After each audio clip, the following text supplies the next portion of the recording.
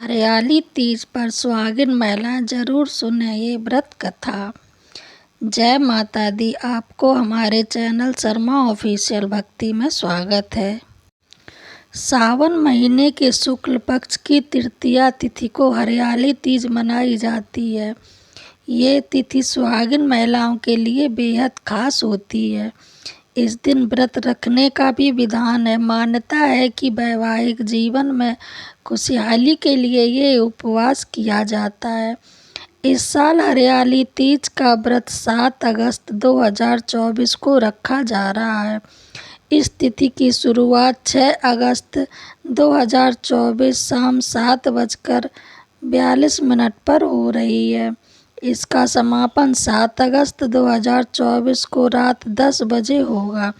इस दौरान ऋग योग, शिव योग और रवि योग का भी निर्माण हो रहा है।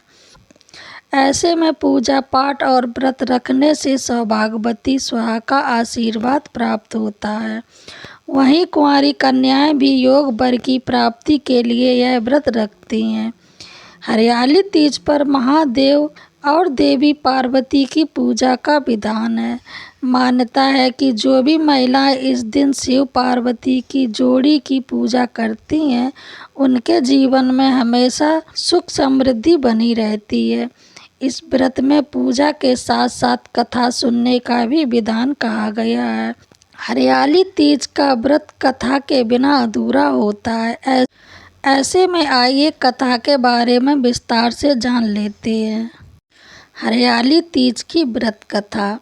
एक बार महादेव देवी पार्वती को अपने पूर्व जन्म की याद दिलाते हुए उन्हें कहते हैं कि हे पार्वती, तुमने मुझे पति के रूप में पाने के लिए कई वर्षों तक कठोर तपस्या की थी। साथ ही तुमने अन्न और जल भी त्याग दिया था। चाहे तपती गर्मी हो या भारी सर्दी या फिर हो बरसात, इन सभी मौसम का सामना करते हुए भी तुमने कठोर तप किया। उसके बाद में तुम्हें वर के रूप में प्राप्त हुआ। इस कथा को सुनाते हुए भगवान शिव आगे कहते हैं कि पार्वती, एक बार नारद मुनि तुम्हारे घर पधारे थे। तुम्हारे घर जाने के बाद उन्होंने आपके पिताजी से कहा कि मैं विष्णु जी के भेजने पर आया हूँ। भगवान विष्णु स्वयं आपकी तेजस्वी कन्या पार्वती से विवाह करना चाहते हैं। ये बात सुनकर पर्वतराज खुश हो गए और उन्होंने शादी के प्रस्ताव को स्वीकार कर लिया। फिर वे खबर जब आपके पिताजी ने तुम्हें बताई तो तुम दुखी हो गई। फिर तुमने ये बात अपनी सखी को बताई। तुम्हारी ये गाथा सुनकर उसने तुम्हें घनघोर जंगल में तुम्हें तप करने की सलाह दी। फिर अपनी सखी की बात मानकर तुम मुझे पति के रूप में प्राप्त करने के लिए जंगल में एक गुफा के अंदर रेत की शिवलिंग बनाकर तप करने लगी।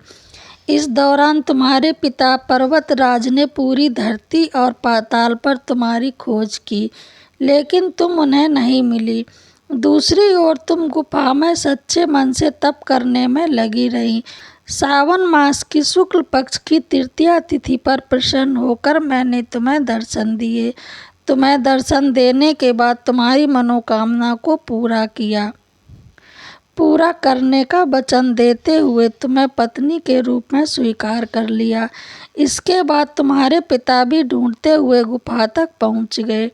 आपने अपने पिताजी से कहा कि मैं आपके साथ तभी चलूंगी जब आप मेरा विवाह शिव के साथ करवाएंगे। तुम्हारी कठोर तपस्या और हठ के आगे पिताजी की एक ना चली। उन्होंने ये विवाह कराने के लिए हामी भर दी।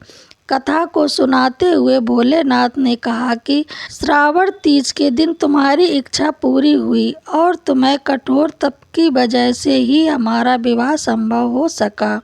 तभी से ऐसी मान्यता है कि जो भी महिला श्रावणी तीज पर व्रत रखती है, उनके वैवाहिक जीवन के सारे कष्ट दूर हो जाते हैं। साथ ही सभी मनोकामनाएं भी पूरी होती हैं। बोलो शिव माता पार्वती की जय।